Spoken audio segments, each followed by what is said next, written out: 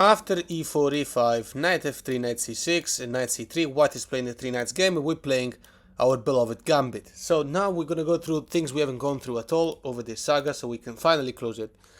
Let's start with the crazy sacrifice that happened to me a few days ago in the Blitz game online. So knight takes here.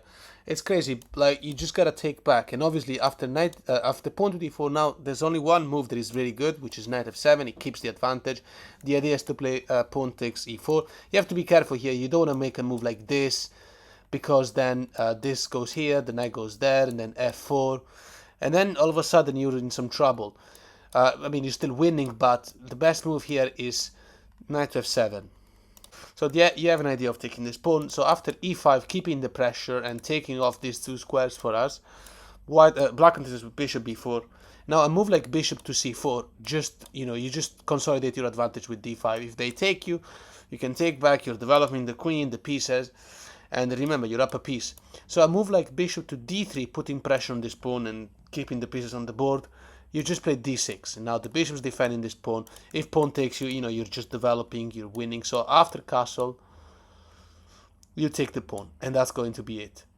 Oh, and instead of castling, by the way, what if white, you might argue, to keep the pressure, white plays f4, right? You just play knight to e7.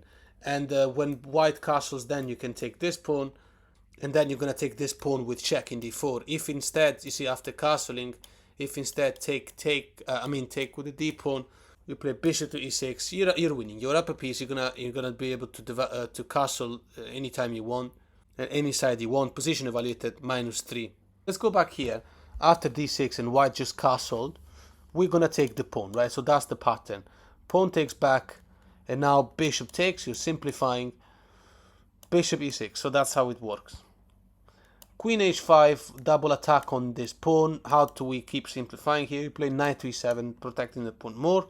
And after rook to d1, threatening some attack on the queen. White is playing the absolute top moves in a variation where he gave the piece at the beginning. You gotta be careful to this. Now here you wanna play queen to d7.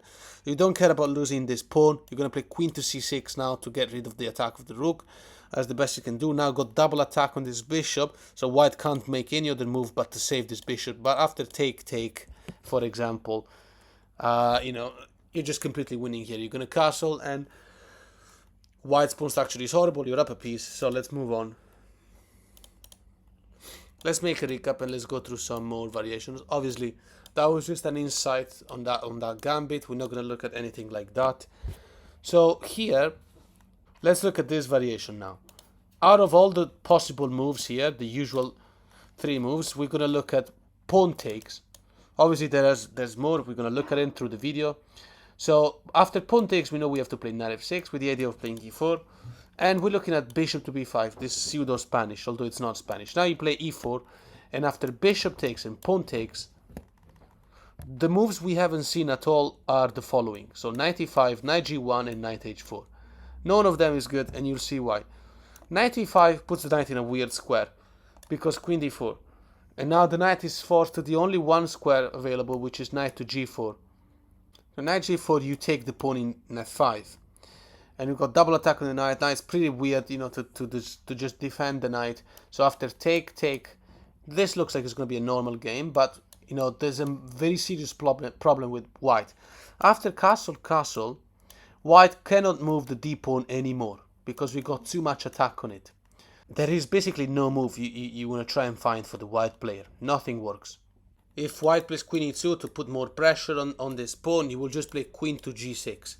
And the position is evaluated as if black was up a piece. And it's not like you can continue adding pressure, let's say rook e1, now finalizing the attack on this pawn, because you will play bishop to c5. And then you can defend the pawn with the rooks as well. You got the bishop pair, and position evaluated -3.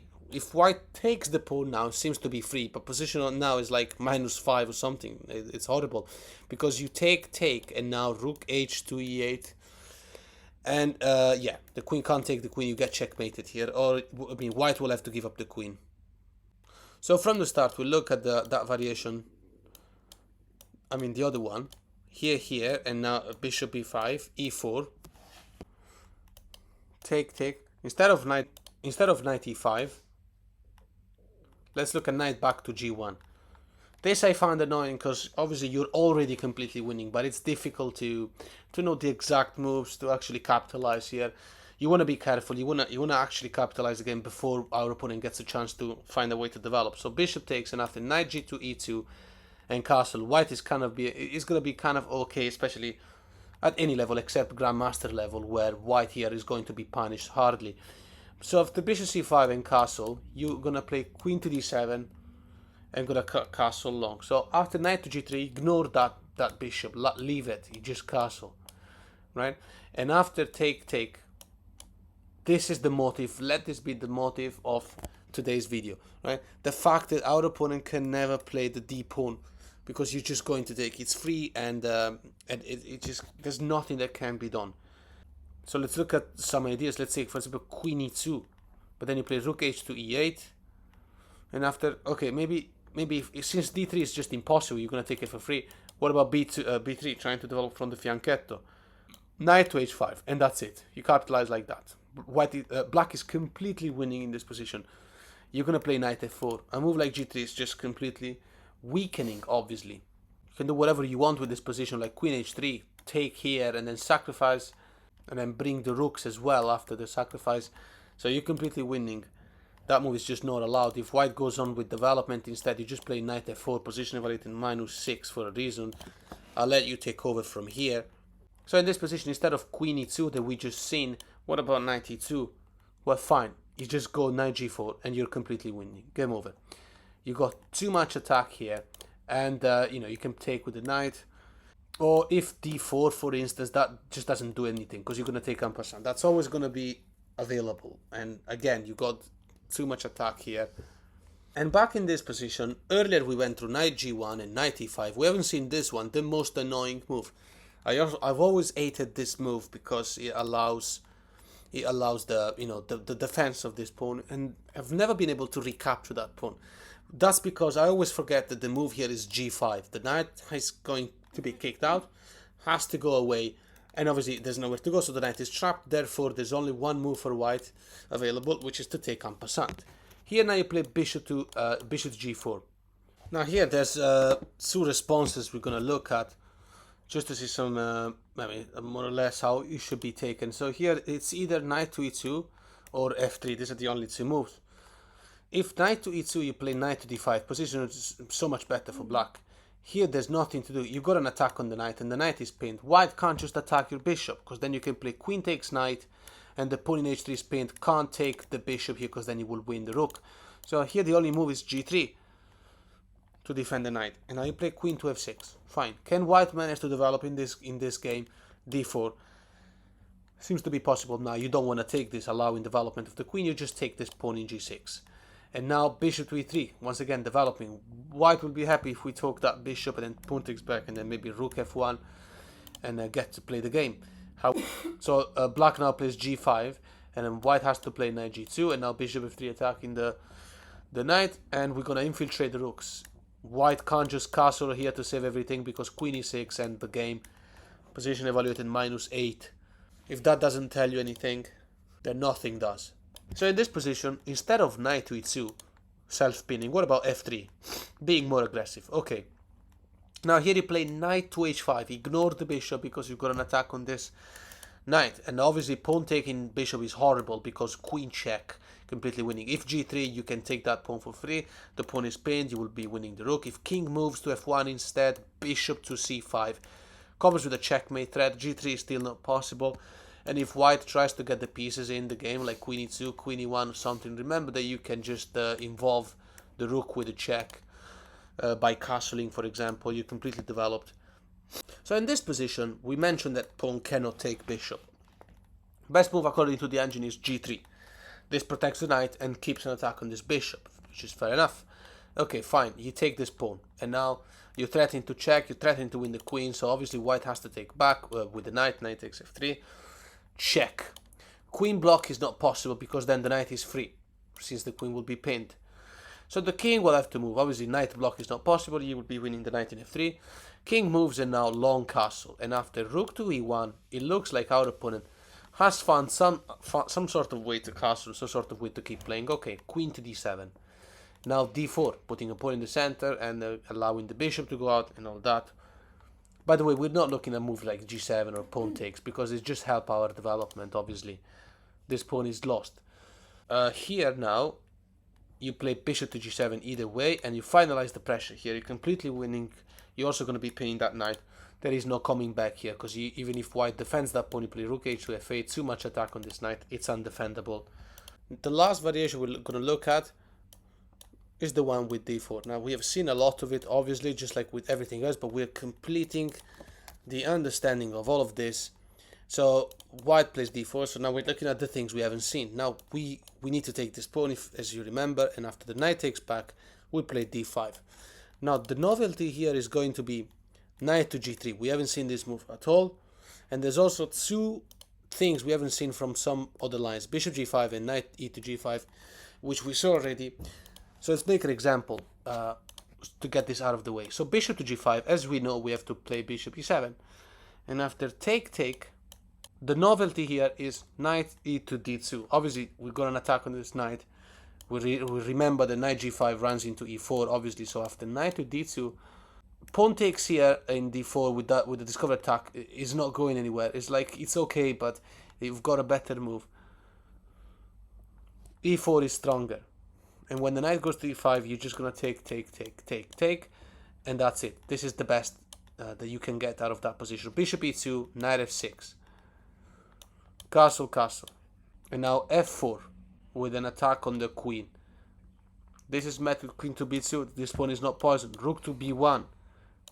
Just go back to d4 with check. King moves, and now c5. And you pin this knight. This knight cannot possibly move anywhere without allowing a swap of queens. So even after queen moves away, but then you just play bishop g4, and you force a swap of bishops. You're completely winning in this position, as you can tell. Bishop takes, and then knight takes. The knight is fantastically placed there, and then nothing stops these three pawns. So back in this position, white just played d4, right? So we take this one. Knight takes back, and now d5. Now, we in the variation with knight e to g5, which we have seen in the past, but after e4, there's a line we haven't seen at all. The novelty here is knight to h4. This move, I encountered it, so I needed to make a video about it. So queen to f6 is the move now. And obviously h6 exploiting the pin of the knight, and the knight, then you can take the knight in h4. Now you might wonder, why queen f6? Why, since we're pinning this knight already, why not h6 straight away? Obviously because of queen to h5. So you need queen to f6, because when the queen comes to h5, you'll be able to play g6.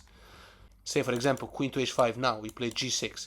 Knight takes doesn't work, because you can take back, and then the queen doesn't win the rook, because your queen in f6 is protecting the rook. So that's the whole point of queen f6. So so after, let's say, queen h5 check, pawn to g6, if the queen then goes back realizing the mistake, then you just play h6 and you win a piece. So let's not go through this line. So here our opponent just played knight to h4, we play queen to f6, and the best move now is g3 to defend the knight. Okay, but now you just take this pawn. It's completely free. If white trades, that's good on us. If white develops, bishop goes there. Okay, well, take this one. Very similar pattern. Rook to c1, saving the rook. Also because if rook goes to b1, doesn't really make a difference. Let's make an example. Rook to c1. Here, you're going to play bishop b4 check. So that was the move you're going to make. Bishop to b2. And now, take the bishop. The queen cannot take. I mean, the queen can take, but then you're going to play. Well, okay, if king takes, the best move is knight e7 here. And then we're just gonna close the line. I mean, there's nothing else to see here. If queen takes, you play knight e7. And after bishop e2 developing, you don't want to go to g2, because then this knight doesn't have anywhere to go. You can play h6, g5, the knight is trapped. So what about bishop e2? You castle. And why is the position being evaluated -4 for a while now? Even after like castle, it looks like this is a normal game. White can develop the rooks on an open file, attacking the queen. But look, you're going to play h6. This move has always been available. This knight is trapped. Even like h3 now is no longer accessible. But like, the last line of this video arises from this position. So we went through bishop g5 and knight g5. We concluded our knowledge about that, especially after studying the previous videos. the variation we haven't seen at all is this one, knight to g3 now. So you play e4, the usual move, and what to do now. So let's look at a few options. Let's start with this one, knight to g5. Okay, you play bishop to d6. And after white develops bishop to e2, only square where it makes sense to develop. Oh, by the way, knight to h5 here is an annoying move I encountered. Comes with an attack on this pawn, might be a bit scary, but you just play queen e7, and then later you're gonna kick the knights away, and there's nothing there. Okay, so let's not look at this move. Bishop e2 is that normal developing move. Knight f6, castle, and now f3 is the usual move where they try to dismantle the strong black center. Because for as long as you have a pawn in e4, white can't develop the pieces. Now here you play h6, and the knight's got nowhere to go. Except h3. But so let's look at this. Well, first of all, let's look at this move. Pawn taking in e4. Now here immediately you take the knight. There are no Zwischenzug here. Now here black is up a piece, so there are no Zwischenzug, like for example e5, because then you will take this knight as well, and you're going to be up a piece no matter what. So let's not look at this. Let's look at white recapturing the bishop. Fine, you take the knight, and you're up a piece. e5 trying to get active, but no, knight e4, you're completely winning. Let's not even look at this line. Let's go back a few moves. Here after h6 we mentioned how this move here doesn't work, so white will have to withdraw the knight to save the knight. Here you take a straight away, pawn takes back, and now queen to d7, targeting that pawn. So pawn taking in e4 now, conquering the center. Again, just take, and then take here in h3. A move like queen h1, queen to e1 to protect the pawn. You just take in d4. You're completely winning here. A move instead like bishop to f4, which is the best move according to the engine, to defend the pawn in g3. Still, you're going to take this pawn here. You got a passed pawn. How to capitalize this game? This will be bishop takes pawn in c7. It's not good because you will just develop the rook. When the bishop goes back, now you finalize the attack on the pawn in d4. And even if it gets defended properly and it looks like this is safe for white, and it is, but then you're going to play g5, the bishop will have to move. Bishop e3, for example, but then you make a fork. But wherever the bishop goes, you're on easy street here now. And back a few moves ago, when we were targeting this pawn, we mentioned how taking here in the center doesn't help. What if white plays king to g2? Fine, you're going to play knight to e7. At least in this case, the white player is ensuring himself that we're unable to reach h3 with the queen with a very strong attack. But here, with knight to e7, your idea is to play knight to g6. And then the knight is reaching the square h4 no matter what. You're going to be able to take in h3 with an attack on g2. So what can be done to stop all of that? White can play this move, which is pawn taking in the center. It's the most active response, but the white player will have to give up on these two pawns and just stop worrying about it. And you take back, obviously, and after bishop to f4, now white is developing, potentially trading and reducing our initiative. But actually, this is a massive blunder, because you can simply take, and now knight goes to d5, and is preparing to play knight to e3. And good luck to white stopping that. So, instead of that move, here, what about bishop to g4? If we take, our opponent can just take back, reuniting the pawns. White is also developing, potentially, if he wants to. You play queen to c6. And after king goes to g1, finding some safety, you take. Position evaluated almost -3 at this point. We've gone a little bit far. I mean, we've created this weakness. We're going to leave the line there and maybe see something else at this point. So let's make a recap so that we understand it more and more. So f5, d4, take, d5, and we're looking at knight g3, and then here. So in this position, we just went through knight g5. Let's look at this move, knight to d2. Okay, here you play h5. The idea would be to go to h4. White develops bishop to... Well, obviously, h4 is bad. It does stop us, but then you can play moves like bishop g4. And also, white can never castle because you got an attack on h4. And you can play moves like knight h6 so that the queen is never covered from the attack on h4. So it's very weakening. Let's look at bishop b5. pinning our knight. Okay, h4. Knight moves. h3. And obviously take is a suicide, so after g3, bishop g4 is coming, pinning the knight. You're starting to recognize the pattern. Let's look at this move, c4, the best move by white. The idea is to undermine the control of the center. Knight f6, we'll have to give up on that.